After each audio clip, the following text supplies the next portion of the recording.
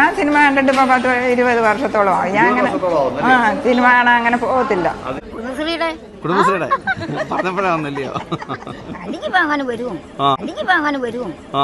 സ്ത്രീ ധനമാണ്. സ്ത്രീധനം അത് വൈവാഹിക ജീവിതത്തിന്റെ പേരിൽ കുടുംബ ബന്ധങ്ങളെ ശിഥിലമാക്കുന്ന ഒരായുധമല്ല. തിരുത്തേണ്ടത് തിരുത്തി തന്നെ മുന്നോട്ടു പോകണം. അങ്ങനെയാണ് ജീവിത യാഥാർത്ഥ്യങ്ങളെ കോർത്തിണക്കി സംവിധായകൻ ജ്യോതിഷ് ശങ്കർ പൊന്മാനിലേക്ക് തിരിയുന്നതും. കൊല്ലത്തുള്ള ഒരു കൂട്ടം ചെറുപ്പക്കാരുടെ ജീവിതത്തിൽ നടന്ന അനുഭവങ്ങളെ പുസ്തകമാക്കിയ GR ഇന്ദുഗോപൻ പിന്നീടത് ബിഗ് സ്ക്രീനിലേക്ക് എത്തിക്കുകയായിരുന്നു. ഒരു കാലത്ത് പോർച്ചുഗീസുകാരുടെ തട്ടകമായിരുന്ന കൊല്ലം കഥാപശ്ചാത്തലത്തിന് കൂടി എളുപ്പം വഴിയൊരുക്കി. കടലോര മേഖലയിൽ ജീവിക്കുന്നവർക്കും അവരുടെ ജീവിതം അറിയുന്നവർക്കും എളുപ്പത്തിൽ മനസ്സിലാക്കാവുന്ന കഥയാണ് പൊന്മാൻ.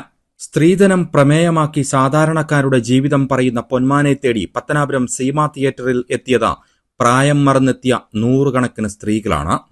കൊല്ലം ജില്ലാ പഞ്ചായത്ത് തലവൂർ ഡിവിഷനിൽ നിന്നുമുള്ള 1000-ഓളം വരുന്ന കുടുംബശ്രീ പ്രവർത്തകർക്ക് സൗജന്യമായി സിനിമ കാണാൻ അവസരമൊരുക്കിയതാകട്ടെ ജില്ലാ പഞ്ചായത്ത് അംഗം അനന്തു പിള്ളയും. അതെ, അതിന് പ്രത്യേക ഞങ്ങൾ താങ്ക്സ് പറയുന്നത് അനന്തുവിനാണ്.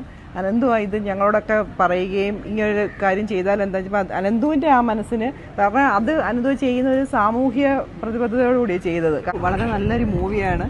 നമുക്ക് ഇന്ന് സമൂഹത്തിൽ സ്ത്രീധനമെന്ന് പറയുന്ന ഈ ഒരു മഹാവിപത്ത് നമുക്കറിയാം. 1964 ഈ സ്ത്രീധന നിരോധന നിയമം വന്നുവെങ്കിലും നിയമം ഒരു വഴിക്ക് ഇരിക്കുന്നു. പക്ഷേ ഇപ്പോഴും നമ്മുടെ നാട്ടിലൊരു പൊങ്ങച്ച എന്ന പോലെയാണ് പേരൻസ് കുട്ടികൾക്ക് ഈ സ്ത്രീധനം കൊടുക്കുന്നത്. അത് നമ്മുടെ കൊല്ലം ജില്ലയിലെ ഒരു സാധാരണപ്പെട്ട കുറേ മനുഷ്യരുടെ പച്ചയായ ഒരു ജീവിതം എടുത്തു കാണിക്കുന്ന ഒരു മൂവിയാണ് നമ്മുടെ ഈ പൊന്മാൻ എന്ന് പറയുന്ന സിനിമ. ഇതിനകത്തിൽ 25 പവൻ കൊടുക്കുന്നതിൻ്റെ ഒരു കഥാതന്തുവാണ് ഈ സിനിമയിൽ വരുന്നത്.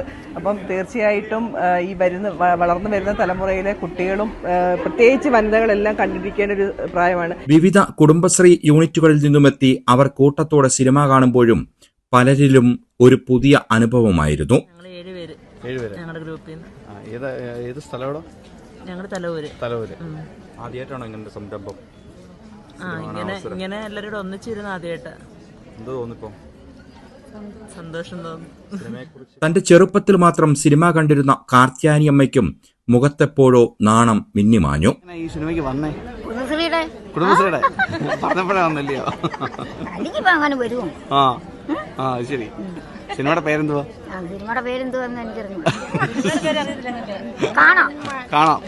കാണാൻ ഇഷ്ടമാ?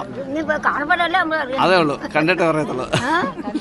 അങ്ങനെ നേരിന്റെയും നേർക്കാഴ്ചകളുടെയും കഥ പറഞ്ഞ ജനഹൃദയങ്ങൾ കീഴടക്കി പ്രേക്ഷക മനസ്സുകളിലേക്ക് പൊന്മാൻ പറന്നടുക്കുകയാണ്. ന്യൂസ് ഡെസ്കിൽ നിന്നും റിജോ പത്തനാപുരം.